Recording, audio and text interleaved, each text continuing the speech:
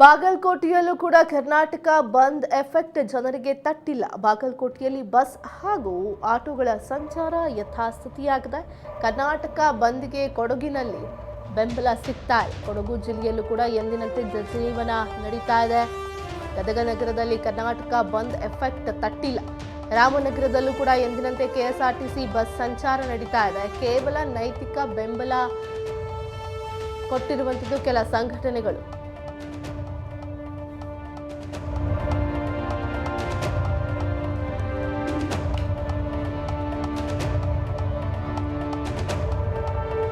ಬಾಗಲಕೋಟೆಯಲ್ಲೂ ಕೂಡ ಕರ್ನಾಟಕ ಬಂದ್ನ ಬಿಸಿ ತಟ್ಟಿಲ್ಲ. ಸಾರ್ವಜನಿಕರಿಗೆ ಬಸ್ಗಳು ಹಾಗೂ ಆಟೋಗಳ ಸಂಚಾರ ಎಂದಿನಂತೆ ಇದೆ.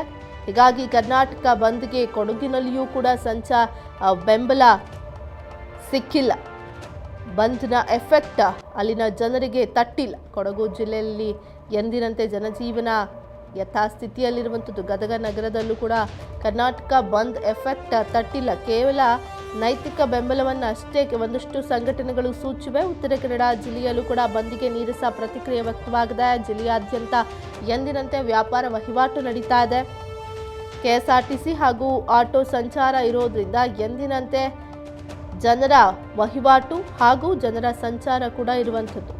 ರಾಮನಗರದಲ್ಲೂ ಕೂಡ ಎಂದಿನಂತೆ ಕೆಎಸ್ಆರ್ಟಿಸಿ ಬಸ್ ಸಂಚಾರದ ವ್ಯವಸ್ಥೆ ಇದೆ. ಕೇವಲ ಕೆಲ ಸಂಘಟನೆಗಳು ನೈತಿಕ ಬೆಂಬಲವನ್ನಷ್ಟೇ ಸೂಚಿಸಿವೆ. ಹೀಗಾಗಿ ಉತ್ತರ ಕನ್ನಡ ಜಿಲ್ಲೆಯಲ್ಲಿ ಬಂದ್ಗೆ ನೀರಸ ಪ್ರತಿಕ್ರಿಯೆ ವ್ಯಕ್ತವಾಗ್ತಾ ಇದೆ. ಗದಗ, ರಾಮನಗರ, ಕೊಡಗು, ಬಾಗಲಕೋಟೆ ಹಲವು ಜಿಲ್ಲೆಗಳಲ್ಲಿ ನೀರಸ ಪ್ರತಿಕ್ರಿಯೆ ವ್ಯಕ್ತ ಆಗ್ತಾ ಇದೆ. ಪ್ರಮುಖ ಕಾರಣವೇ ಬಸ್ಗಳ ಓಡಾಟ ಇರೋದ್ರಿಂದ ಎಂದಿನಂತೆ ಜನಜೀವನ ತಮ್ಮ ಸಂಚಾರದಲ್ಲಿ ಯಥಾಸ್ಥಿತಿಯನ್ನ ಮುಂದುವರಿಸ್ತಾ ಇದ್ದಾರೆ. ಉತ್ತರ ಕನ್ನಡ ಜಿಲ್ಲೆ, ಬಾಗಲಕೋಟೆ ಜೊತೆಗೆ ಕೊಡಗು ಜಿಲ್ಲೆ, ಗದಗ, ರಾಮನಗರ, ಉತ್ತರ ಕನ್ನಡ ಜಿಲ್ಲೆಗಳಲ್ಲಿ ನೀರಸ ಪ್ರತಿಕ್ರಿಯೆ ಬಂದ್ಗೆ ವ್ಯಕ್ತವಾಗ್ತಾ ಇದೆ. ಎಂದಿನಂತೆ ಬಸ್ಗಳು, ಆಟೋ ಸೇವೆ ಲಭ್ಯವಿದೆ.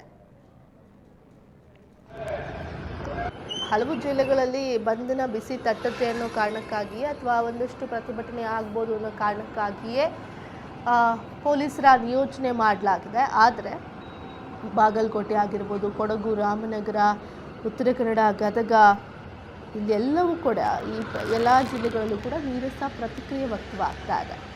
ಎಂದಿನಂತೆ ಕೆಎಸ್ಆರ್ಟಿಸಿ ಬಸ್ ಸಂಚಾರ ಇರೋದ್ರಿಂದ ಕೇವಲ ನೈತಿಕ ಬೆಂಬಲವನ್ನು ಒಂದಷ್ಟು ಸಂಘಟನೆಗಳು ಕೊಟ್ಟಿರೋದ್ರಿಂದ ನೀರಸ ಪ್ರತಿಕ್ರಿಯೆ ವ್ಯಕ್ತವಾಗ್ತಾ ಇದೆ.